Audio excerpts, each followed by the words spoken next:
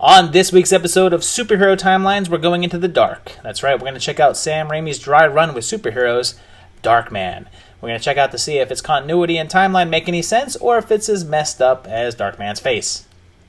Darkman's saga began in 1990's film of the same name. We meet that creepy guy from Prince of Darkness, Dr. Giggles, Bruno from Swamp Thing, Ted's here of course, and if you can believe it, this is Jake from Evil Dead 2. It's a full-on gang war, and then we meet our hero, Oscar Schindler.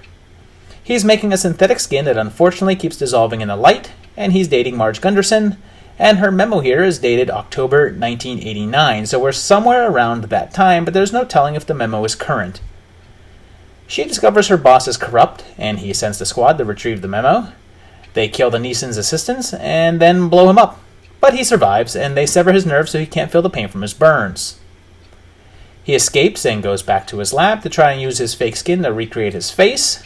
He scans a picture, and the screen shows the date as July 3rd, so I guess that would have to be July of 1990, since it would have to be after the memo was written. This tells him that the reconstruction will take 571 hours, which would be 24 days, but then this note pops up and looks like it's marked 11/24. So I feel like the computer's clearly not in working order, and this is November of '89. Darkman begins his revenge, killing Henrietta, and then uses the skin to set up Polly. He repairs his face, so this should be sometime in December or something, and reunites with Julie. He frames Durant, and security footage is dated as February of '90, so we're a little past where I would have thought. I'm going with he made the skin and then had to take a little bit of time to work up the courage to reunite. That's all I got. He's soon revealed to her, but she is then kidnapped, kicking off a showdown between Darkman and Durant's gang, which leads to an awesome high-flying helicopter adventure and an appearance by the Raimi-mobile. Durant gets crashed, leading to a final showdown in a construction building, and Westlake drops Strack to his doom. He then goes off alone, transforming into Bruce Campbell, and moves to Miami to help out Michael Weston. Well, not really, since 3 years later saw Westlake return in 1995's Darkman 2, The Return of Durant. Neeson's is replaced by the Mummy in this direct-to-video entry, and they use his face in replacement flashbacks to the first film. They tell us that Durant survived the crash in the first film, has been in a coma, and revives without barely a scratch on him. Oh, sorry.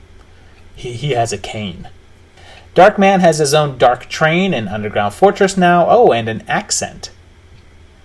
Both Peyton and Robert make new alliances, and he says that Westlake's work was from a few years back, so we're at least a few years since the first film. Brinkman's killed, as is a reporter that Peyton is working with, while Durant makes new high-tech weapons.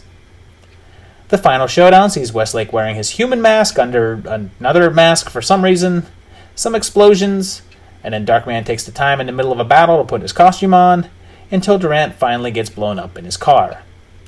There is no solid indication of the year, so let's roll with 95. The following year gave us 1996's Darkman 3, Die, Darkman, Die, which kicks off the same as the first with flashbacks, and then the Lawnmower Man shows up as our new villain. Peyton jumps right into things, setting this guy to get his head chopped off by a truck. A brief glimpse of a newspaper gives us a glimpse of a date with 1993, and this and the second film were shot back-to-back in 93 and 94, so it's possible the second one took place in 92, with this one taking place 1 year later in 93, which would allow for the couple of years comment in the previous film. He meets a new doctor friend who conducts an experiment on him, but she's teamed up with the bad guy Rooker, and is also supposed to be one of the doctors who experimented on him in the first film.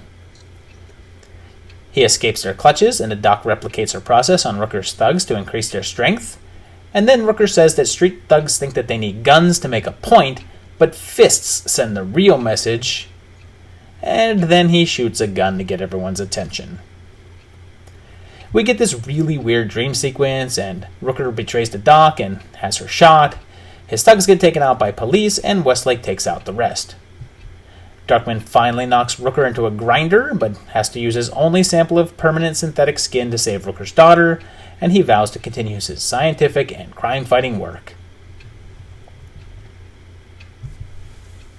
So there you have it. It's just 3 movies, and they actually have a pretty solid continuity. I think it actually works pretty well. The second 2 movies felt a little bit more like episodes of a TV show, trying to feel more episodic, not without any ties to any previous ones, but kind of works in terms of the overall continuity.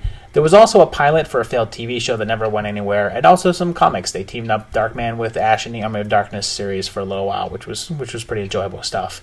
I really enjoyed watching these movies. They were all a lot of fun, and without Darkman, we would not have the Sam Raimi Spider-Man movies. So we are very thankful for that as well too.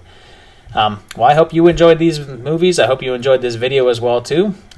As always, please like and subscribe, do all that stuff. Check out my Patreon page and do all that. I want to thank my current patrons for helping get these videos made and making more of them. And then I'll see you in another couple of weeks for another great video. Thanks, guys. Bye-bye.